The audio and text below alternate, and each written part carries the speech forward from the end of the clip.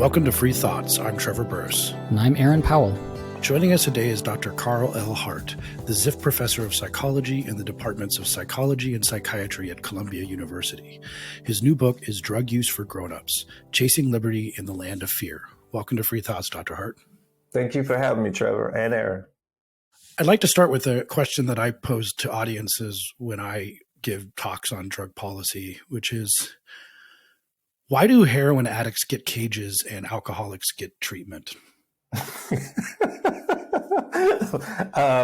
I don't know how to answer that. You know, that's a loaded question. There's a lot of that question. I don't know. You know, it all depends.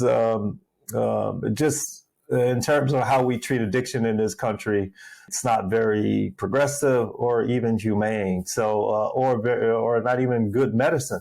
Maybe it has something to do with our limited skill set or knowledge in medicine. Not that the knowledge isn't out there, but our unwillingness to accept good knowledge and good science. Maybe that's what it has to do with. Well, but historically, too, I mean, this question, you get into it a bit in your book, that the way the users of each of those drugs are perceived seems to be a crucial thing, and that historically we have not been very kind to the image of heroin users. Yeah, no, that's right. One of the things that we have done with drugs is that we've used it as a tool, particularly some drugs, as a tool to vilify certain people in our society, certain groups that we don't like.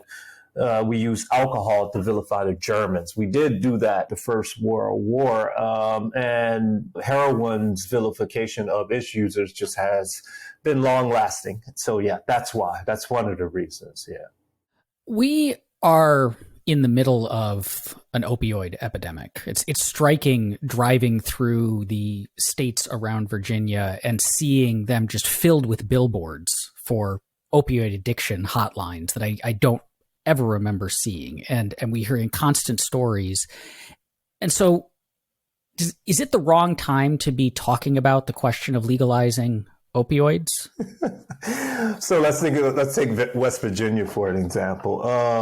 So West Virginia has some real problems, economic problems, environmental problems, real problems. And one way to sweep those problems under the carpet is to blame opioids and heroin and the rest of these drugs. Like you said, we're having an opioid epidemic. I don't know how you're defining opioid epidemic. It is true that some people die from drug-related overdoses, but rarely do people die from a single opioid alone. That rarely happens. And we also know that people get in trouble with opioids, or they're more likely to get in trouble with opioids when they have things like loss of income, especially when their income was supporting a family, also securing their role in that community. Now that's gone. So let's just think about DuPont and all the damage that corporation did to that community. We don't blame DuPont, we blame heroin or some other drug. So these drugs, opioids, just become a scapegoat for those corporations that really should be blamed for the carnage that is going on in places like West Virginia, Michigan, Ohio, all of these corporations who have poisoned the land, taking away the jobs, and then we say, look at those opioids, let's go after those opioids. So I'm trying to help people in those places understand it ain't the opioids. It's these other things. And if anything, the opioids provide some relief from the horrible conditions under which you find yourself these days. Your own history getting into drug research, but when you talk about it more in your previous book, High Price, but when you first got into drug research, you had a very different image of drugs and what they did to people, correct? That's true. You know, I was like those people in West Virginia. I thought that at the time, crack cocaine had destroyed communities from like the ones from which I came. And so I blamed crack. I blamed all these other drugs. But then when I started to look at the evidence more closely, I started to see that, wait a second, something doesn't fit. Give you one example. We blame crack for high unemployment rates. The highest unemployment rates in the United States was 1982, and our community certainly felt that. crack didn't appear in places like Miami, like where I'm from, until late 1985, early 1986. But yet we blame crack for the high unemployment rates that were already there. So that's just one example how the data just doesn't fit. And now there isn't this sort of big concern about crack, but the unemployment is still there and many of the problems are still there. So it lets you know that it ain't the drugs. It's something else. The drugs are just convenient scapegoats for politicians to point to and for them to look like they're heroes, because it's like all they have to say is we're going to put more cops on the street to remove those drugs out of your community. There they immediately they increase some jobs for select groups of people, and those jobs are dependent upon locking up other people in that community. And so politicians are good for 4 years, another 4 years, whereas the real problems, they still remain. When you say that we're placing too much emphasis on the harm of the drugs, do you mean in comparison to other things, or that we are, and I mean, we're doing both of these simultaneously, that we are overstating the actual, say, physical and addictive harmfulness of the drugs? Yeah, so let's just think about this for a second. If we take any drug, from heroin to marijuana to cocaine, whatever the drug, the vast majority of the users of that drug, they don't have a problem. They are responsible people, taking care of their families. They're doing all the things that we expect people to do, adults to do in a society. If that's the case, if you got the vast majority of any drug, any vast majority user of any drugs, they're okay, you don't have these problems, then it tells you that it's not the drug, it's something else. I mean, we can look at the individuals, we can look at the conditions, and then we start to look at the conditions in individual, we start to see some clues about what's going on. We know that people who have co-occurring illnesses, whether it's like a pain problem or whether it's a psychiatric problem like depression, anxiety, those people are more likely to have problems with opioids and other things. They are also more likely to have problems with paying their bills. And so if you treat those co-occurring illnesses, now you deal with some of the things that you have attributed to opioids or some other drug. And then we can think about those people who they once were pillars of their community. They had good jobs, they were middle class. GM, the factory left, went to Mexico. Now that person doesn't have that well-paying job. That person is not respected as much in that community. Their sense of somebody has been diminished. And the impact of that is that it can be tremendous. But we fail to get at those issues when we say the problem is heroin or the problem is something else, some other drug, as opposed to focusing on let's make sure people are treated like people, like humans. Let's make sure adults have gainful employment. Now, I'm a product of drug abuse resistance education, the DARE program, which taught me a lot of things about drugs. It taught me that you could get addicted to heroin if you take it once. Also crack. I think that, especially in the 80s, the discussion of being addicted to crack. And that sounds a little bit hyperbolic, but there's got to be something about heroin rather than, say, aspirin that would cause addiction, right? It does give you happy feelings. I mean, the opiates always make me nauseous, but I know for some people, they give them happy feelings. So we can't discard the drug, and heroin itself seems to be extremely given more intense feelings than morphine, which gives more intense feelings than just regular opium, and fentanyl gives more intense feelings. So there's something going on there, right? Yeah, there is. The heroin is good at producing euphoria, like you nicely described. But please understand that heroin and morphine are essentially the same drug. In fact, the actions on the brain, they're the same. The Bayer Aspirin Company in 1874 put 2 acid groups on morphine, and then voila, that's heroin.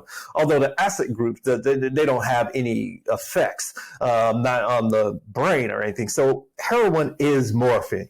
Now, it's true that heroin and morphine can produce euphoria. So that means that people might want it more. And that means that they might go to some great lengths to get it. But please understand, having an orgasm is a lovely thing. And that's still like one of the best things. And people will go to some great lengths to experience that. And some people get in trouble with that sort of thing. But the vast majority of people don't. And the same is true with heroin. Heroin is not like some pleasure that is so overwhelming that you'll do anything to get it. That's just nonsense. I know that's how people show it in films, in the media, but this is just nonsense. I mean, it's just like we think about alcohol. Alcohol produces a lot of pleasure for some people, but you there's a time and place for it, and we don't have to go through great lengths to get alcohol. Because it's legal, because we can go and get it if we are a certain age, and all of these sorts of things. The same could be said if we legalized heroin, but it's not overwhelmingly positive such that you are going to knock over the head of your parent or someone who is not likely to do that. It's not going to do that. But it's true. There are people who use heroin and they committed some crimes. They would have committed those crimes whether they use heroin or not. And to blame heroin is short-sighted, naive, and adolescent. Like that's what we do in this country. We have drug discussions. We're adolescents, and it's insulting to somebody who has been trying to grow up. So if I understand correctly, then what you're saying is we're essentially getting the lines of causation wrong in terms, or the direction of causation wrong in terms of the destructiveness of what we perceive to be illegal drug use. So the story we get told, the story we hear in Dare or in the, very special episodes of sitcoms and so on, is that you have like the good kid who then has a run-in in a back alley with some bad kids who maybe have cool jean jackets or something, and they talk him into taking a hit, and then his life is destroyed. And we watch the life spin out, whether it's like the reefer madness, driving your car too fast, or like he stops doing his homework or something. And the drug is the thing that's directly causing it.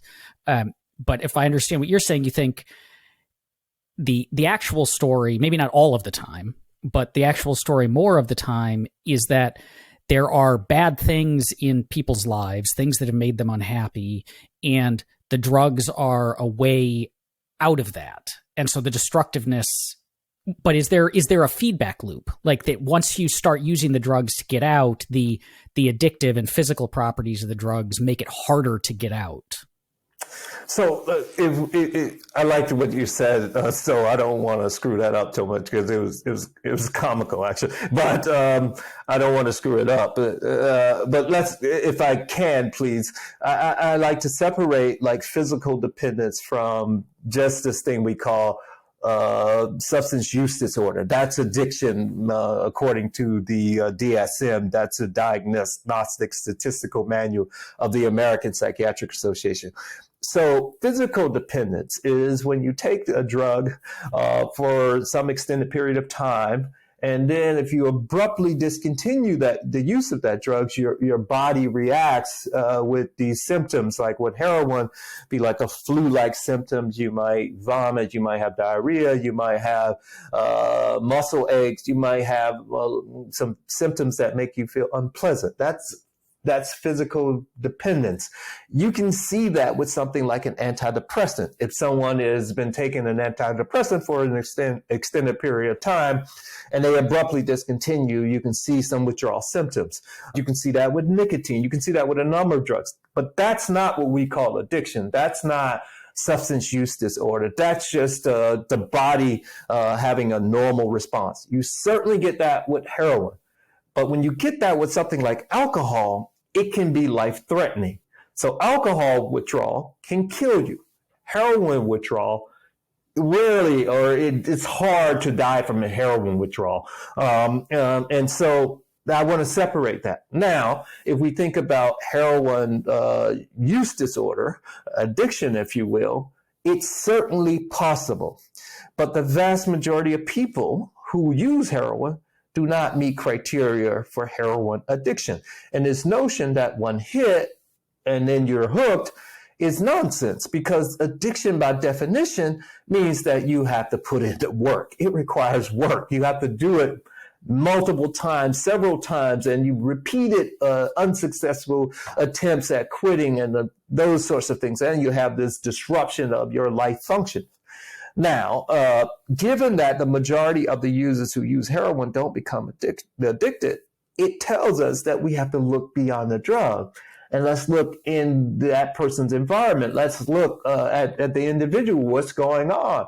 And now that might provide some clues about why that person is addicted to heroin or anything else. And so to uniquely blame heroin would be short-sighted and inaccurate if people do that.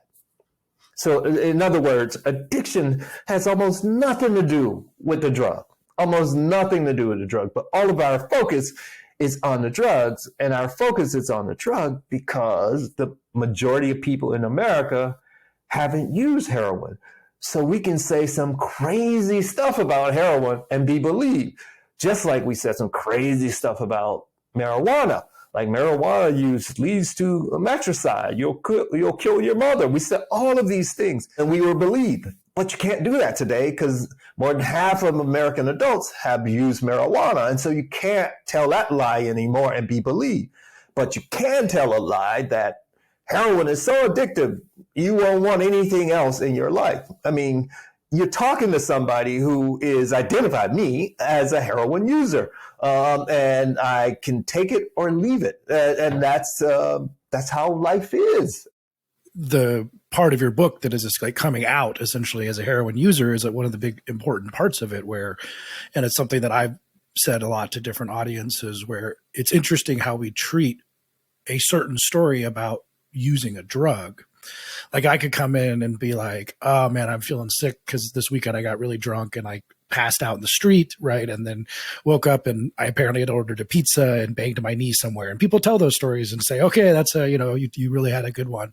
But if I said the same thing where I was like, what'd you do this weekend? I said, well, I did a bunch of heroin and then passed out in the street and banged my knee and woke up and had a bunch of pizzas. Then they're going to be looking at you and saying, what's wrong with this guy? This guy is clearly a bad person because I've learned about heroin and there's no good that comes from it.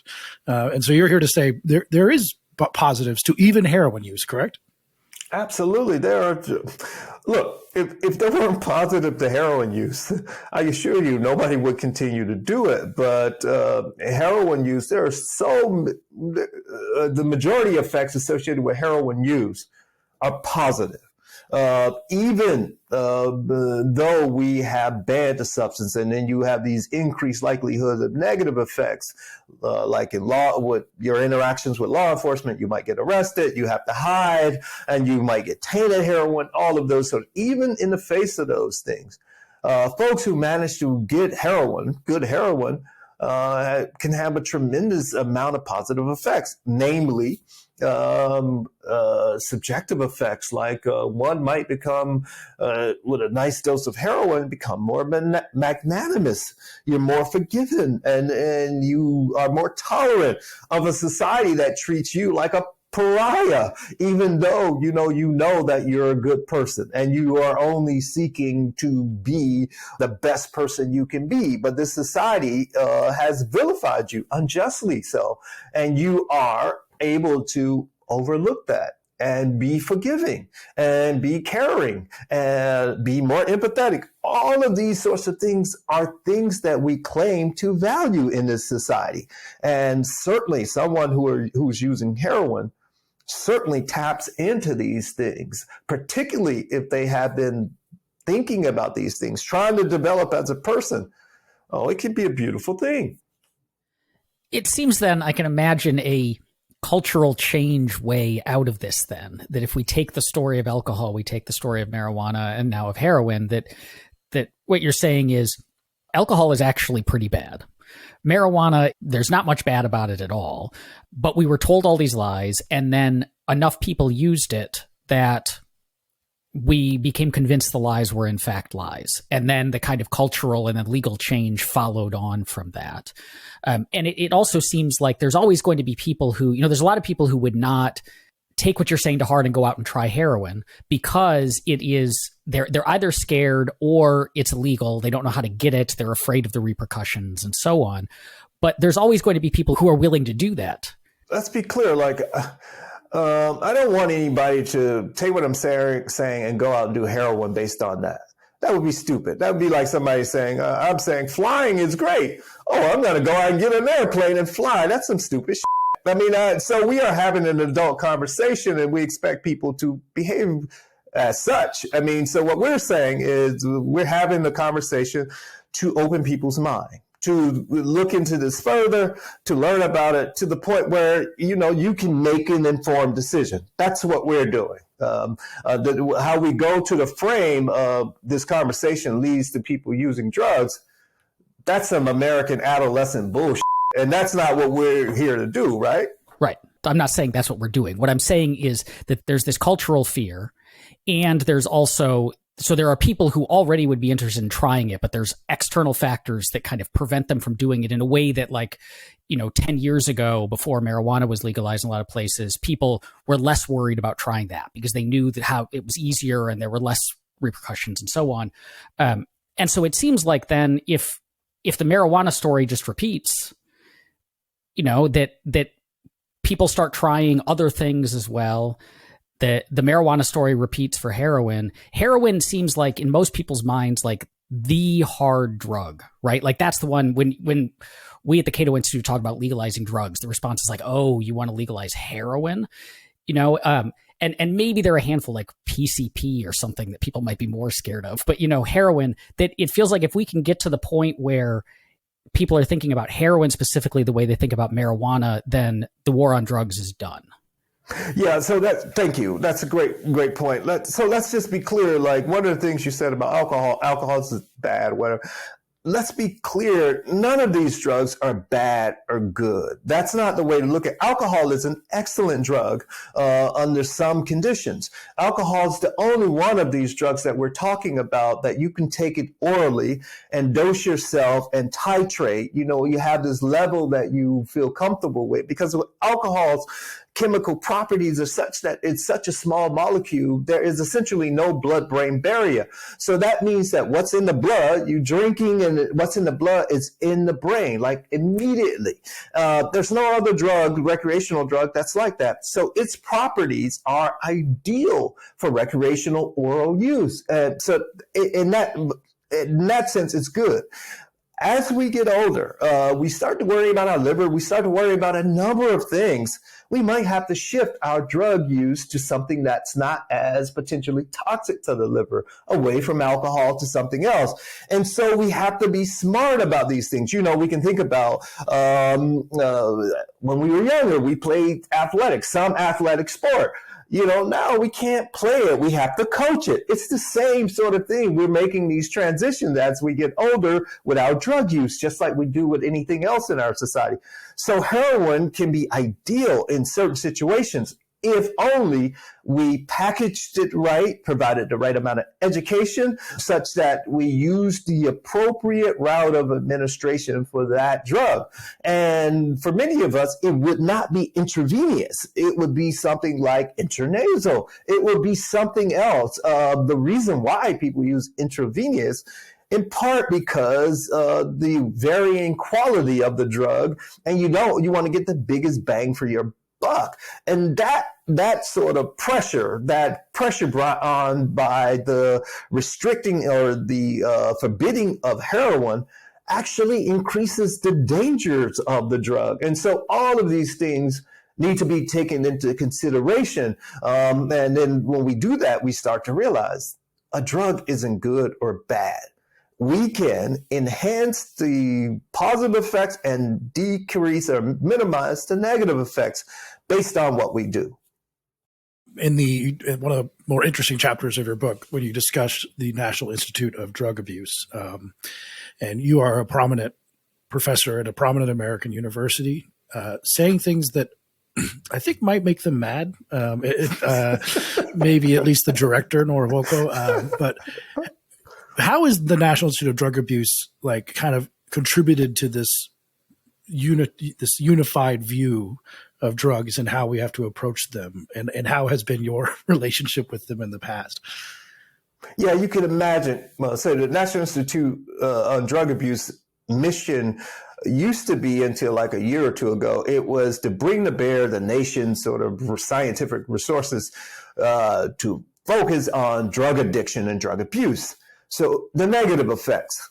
If the vast majority of effects that occur after these drugs are positive, and you're only focused on the negative, you can see how that will skew the scientific literature and therefore our perspective as a society. And that's what the National Institute on Drug Abuse has done, and knowingly and willingly done, because they were incentivized to do as such. And that's the thing that I found most abhorrent as a scientist. When we start to bring this to the attention of other scientists, the National Institute on Drug Abuse, they ignore it and say, well, that's not our mission. And say, well, we're doing potentially more harm by going through this path than actually looking at all of the totality of the data. And so they changed their mission recently, I think because of this pressure we brought on them. But it would be interesting to see if the behavior changes. You discussed well, at least the way that I was going to say scientific mistakes, but they're not, they're just the way that the papers are done.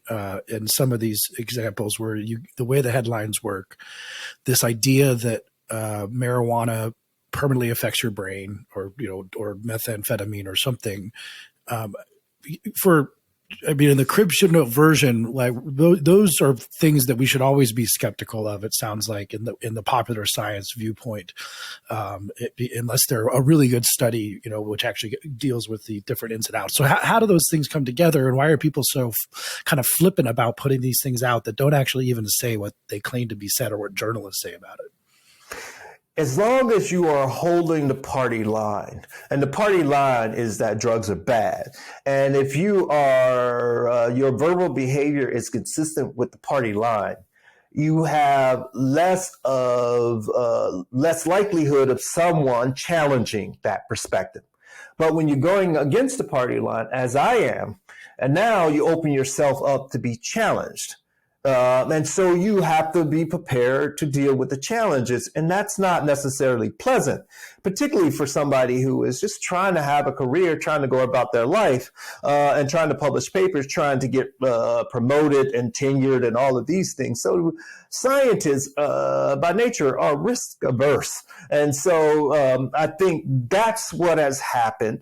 People have just decided that, look, it's easier just to go along, and you're rewarded and you don't stand out. I think the Japanese have this saying that the nail that sticks up gets whacked. And so that's how I think science or scientists have been thinking about it. But if we can, for a second, please think about the thing that really clued me in is when I started to reread American history as an adult, not like the kids, they make you learn the Declaration of Independence and those things. But as an adult, when I looked at this, it's some profound stuff that the founding fathers produced. This notion of we all have these three birthrights, at least: life, liberty, and the pursuit of happiness. So long as you don't disrupt anybody else's ability to do the same.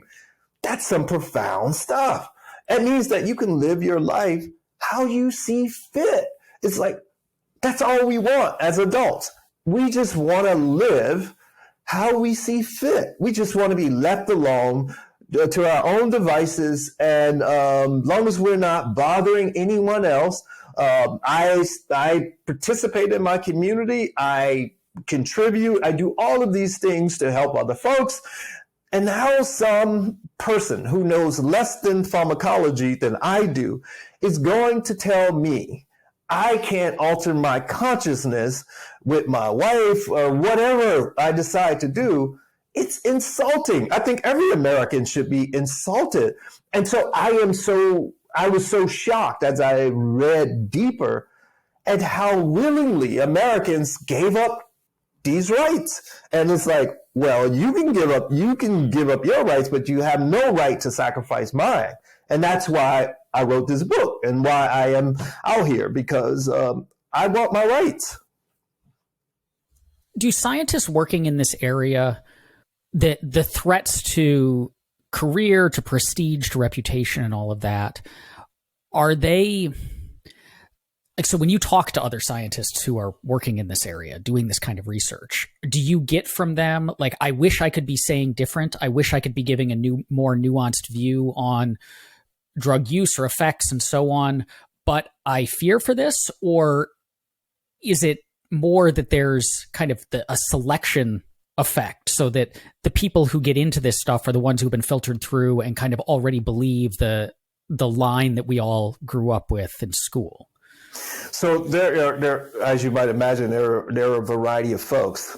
There is a large number of people who use these drugs, and they toe the party line, and they believe in exceptionalism. Like, I'm special, and so I can do this, but not for the masses. And that's really insulting. But a lot of people believe that, and so you have the exceptionalism, and then you have a faction that believes that, well, it's better to err on the side of caution. We never know what's going to happen in the future, so you err on the side of caution. That's okay if there are not negative or potential negative outcomes that outweigh that approach. And there are far more potential negative outcomes by erring on the side of caution.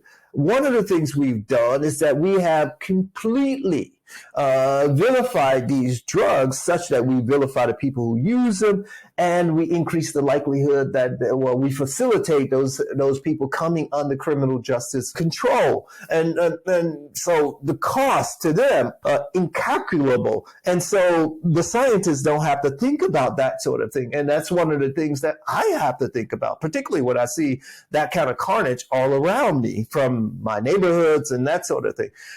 So there are a variety of positions in science. Some people come to me and say, I agree with you, and I don't know how to step out, and so they're struggling with stepping out, and so hopefully they figure it out. Hopefully, I'm encouraged by that, but I don't really look for my salvation among scientists. I look for my salvation among the American people. And you present it to the American people, and they will do what they will. And then that's all I can do. That's all I'm trying to do.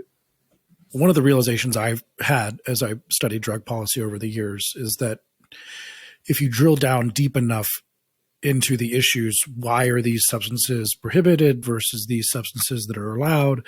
If you drill down into it, you end up kind of at a strange question, which is, what is the difference between a drug, is it an illicit drug, and medicine? And who decides that question? And then you look at, and you mentioned earlier, antidepressants and things like benzodiazepines, for example, which are highly, highly chemical dependent inducing substances. And they're also happy pills. People casually reference their happy pills, and they use them compulsively to, make their life better. That's okay. But if you do that with other drugs that are illegal, it's not okay. Has that ever struck you as the irony there too? Because almost everything applies to those drugs that a person in a white coat tells you to use. And why couldn't we get to a point where a person in a white coat says, here's a pill of opium, take as needed as anxiety develops, which is what they say about Xanax. Oh, trust me, the people who are privileged in our society, they have their white coat people, and they are getting these drugs, whether they're amphetamines, whether they're opioids, whether they're benzodiazepines, whatever they are, they have access. And that's how we've had throughout our history. And so, it struck me as strange a long time ago, but today it's what we do. We privileged people have access, other people don't. And I'm trying to help people to see that that's not right. But we can think about our presidents. We have a protocol for presidents and their drug use. They have stimulants. in the day to wake up, and sedatives at night to go to bed. I mean, I don't know if you guys remember back in the late 80s, early 90s, George Bush 1 came under attack for his sleeping med. He was on a benzo called triazolam, which is Halcyon. Halcyon had started to get a bad reputation, like all sleeping pills do. And it's not the pills, it's the folks who and the conditions. And once they're touted as, they're miracle drugs, and then you can be sure that they're going to be vilified. And Halcyon was vilified. President Bush had been taking this Halcyon for a number of years without problems, and he was happy with it. And the press was starting to dog him about him using Halcyon. And he was like, why should I change my medication that works?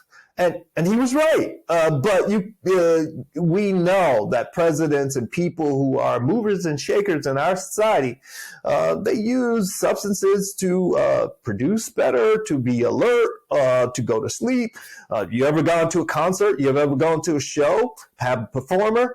I assure you, they are psychoactively altered in some way or another. And you want them to be psychoactively altered so they can be alert and present for your show. It's like this person is on tour.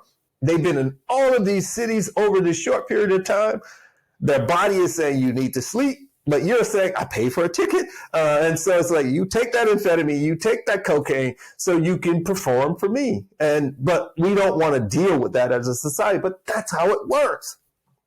What's wrong with the term? I thought this chapter was very interesting because I've worked in the harm reduction sphere to an extent, filed briefs in cases about safe injection sites. I'm a lawyer personally who do drug policy and also held conferences on harm reduction, which is was the big kind of over the last decade, 20 years growth in how we talk about this. But you criticize the concept of at least saying harm reduction. Yeah, I just wanted people to think about using that term. And the term is just what we do in harm reduction is just common sense. And so it's just basic education or it's just providing services to people in need. But we marry the term harm reduction to drugs. So like our number one goal is to reduce harm. That's not our number one goal when we're talking about drugs. I know when I think about using drugs, my number one goal is to alter my consciousness to enhance pleasure and not to reduce harm. That's not the number one goal. And that's not the only thing that's associated with this. The harm is one of those minor or one of those relatively rare things. But we make, by using the term harm reduction, we bring the harms up to a prominent position and we pair it with drugs repeatedly. And that shapes how we think and act and behave around drugs. And so that's what I'm just trying to get the community to think about. And then also when we think about supervised injection facilities or consumption facilities, the people in the field, harm reduction field, they feel as though that this is progressive and they're doing something good. And I'm trying to say to folks, it's like, it's not. And it's not related to drugs. It's like, because if you have somebody who's using drugs, any of us, I know I don't want to go to a public space to use my drugs. If I had a home, I would go to my home.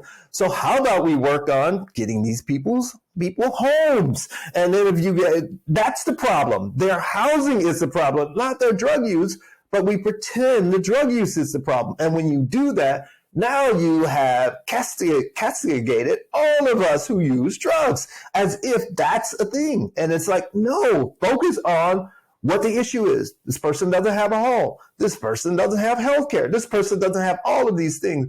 But we're calling it a drug problem. That's part of the problem.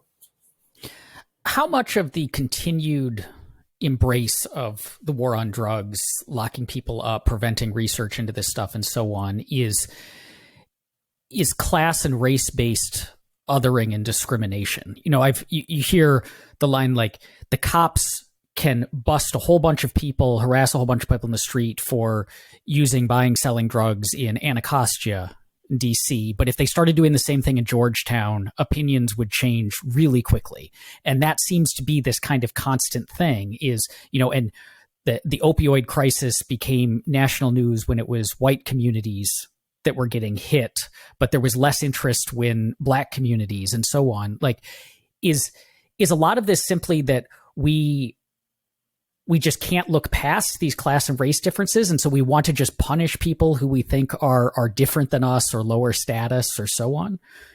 Yeah, so if we could go back a little bit to the Rust Belt, like the West Virginia, Michigan, Ohio, we think about all of those jobs that left, and what are we going to do? One of the things that we have agreed to do is to make the war on drugs our jobs program. So the war on drugs is a jobs program. And if we think about it as a jobs program, so we're thinking about, what do you mean jobs? Well, we created jobs in law enforcement primarily for white folks who were less well educated in some cases, but it's also jobs programs for the prison sort of industry, the industries that have been propped up around prisons, like hotels, restaurants, all of those. It's this jobs program.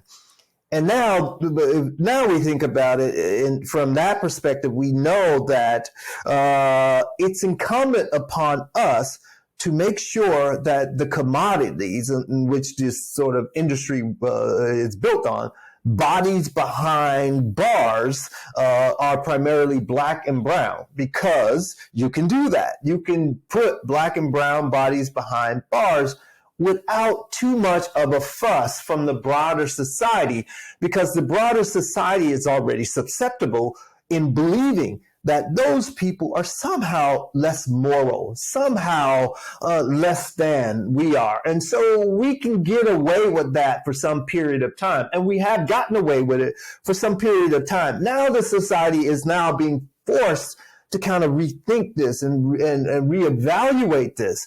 Although we haven't really made many changes, we have tinkered around the edges. But that means that the society still has time to figure out, how do you shift those jobs? How do you make sure people stay employed who are in this sort of jobs program without being too inconsistent with this notion that we live in a democracy and we care about our people? And that's what we're struggling with now. So you have people on the left, the right, they're all talking about criminal justice reform. There's really nothing to discuss, but we're talking about it because we still haven't figured out how to replace those jobs, or how do we redirect the efforts of the people who have benefited. Because we talk about the war on drugs like it's been a failure, when in fact it's been a huge success. I mean, for a number of people, you wouldn't be talking to me if it was not for the war on drugs. My career is predicated on the war on drugs. I got paid essentially to get a PhD to study drugs because of the war on drugs. And so many of us, we benefited handsomely. And so the question is, how do you replace those jobs? How do you shift the focus of those individuals who's working in this job program? In 1938, a man named Henry Smith Williams wrote a book that you might be familiar with called Drug Addicts Are Human Beings, which is a remarkable book. I'm afraid I don't know it. Thank you for saying that. Well, I'll have to send you. It's available digitally, but your book kind of reminds me of almost a updated version to some extent of what his book was about. Ultimately, is that the goal, to make people realize, that the drug users, drug addicts are human beings, and to get people to come out of the closet, say, I use these drugs, I do it responsibly. It seems at the end of the day, that's what we're looking for. These people are human beings. Yeah, ultimately for me, man, I really got a profound appreciation for our founding documents and what these folks were trying to produce here. And with the understanding that we are not there, and they knew we weren't there. They had their own flaws, those guys themselves. And society, it just gives society something to aim for. And I'm an expert on drugs, so I'm trying to make sure that my area is consistent with the promise. The practice of my area is consistent with the promise that to American citizens. That's what I'm trying to do there. the notion of people getting, or my ask that people get out of the closet, particularly middle class privileged people get out of the closet, that ask is based on the fact that many people come up and say, what can I do? And so I wanted to give them something simple that they can do at Thanksgiving with their family, come out of the closet in their small circle, on a bigger scale. But it's something that everyone can do, and we're all participating. And you don't have to know how to write. You don't have to be the most charismatic person. You don't have to do any of those things. All you have to do is just say, hey, I'm one of those people. So hopefully your circle is less likely to vilify somebody for simply using a substance.